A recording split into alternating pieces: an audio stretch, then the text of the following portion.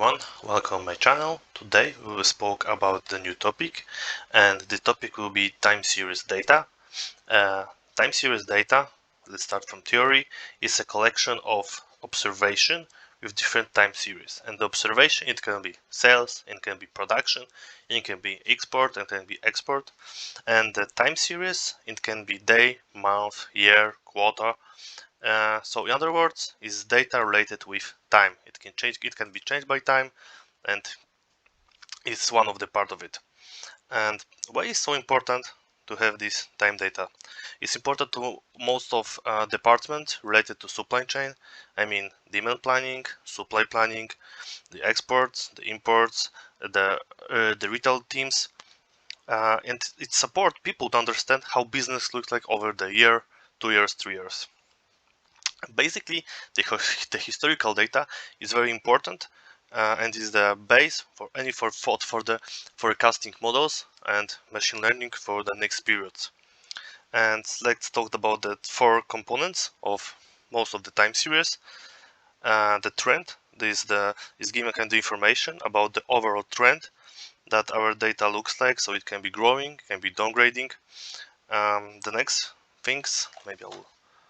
So first point is trend, the second is seasonal. It gives us the time in data where we have some pattern. It can be, I don't know, for example, harvest or Christmas period, the vacation time. The next is cycle. So it gives us information about something that we can predict. And for example, when you are production, I don't know, sport outfit, and when you think about each championship, it gives you information that in this period you need to produce or sell more. And the next and the most difficult to predict is irregularity. So it gives us information about something that we cannot predict. Like anybody can predict that we will have COVID and all the supply chain will be basically changed. The last theoretical thing that we should know about supply chain is stationary and non-stationary. Stationary, it means that we don't have any object in our time series. We will have no seasonally or trends. This is something that is important when you are thinking about the forecasting, because some of the models, you need to have data that is stationary, like in the ARIMA case, you need to have this kind of data. Okay, so after this theory, maybe we should start to see our data. This data was downloaded as well from Kaggle. I will put the link into description. And usually when I start working with time series data, my first step is to make a simple line plot to see how data looks like, to have the first impression. So I will create line chart from it. Let's make it a little bigger. Okay, here we are. So this data is giving information about monthly beer production in Austria. So what we can see at the first stage, that this data has trends and the trend is growing up. So you can easily see that our data was growing and then stabilize. About the seasonal, you can already see that I guess we will have some seasonality because the data is growing and downgrading, growing and downgrading. So maybe let's make a table for this data.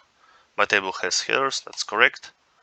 And we'll filter just the first year to see how the data is looking just in the first year. So already we can see the data has some seasonality. So here we are downgrading and then it's growing up. So to see the cycle, we will put some more data to see how it looks and go over the years. So I'll filter about 3 years here. Let's put it 97 and 6. I think that's the first. Okay, so here we have 3 data, and already we can see that there was some cycle that our production was downgrading, then going up, and the same happened in the next period. Data was growing and growing up.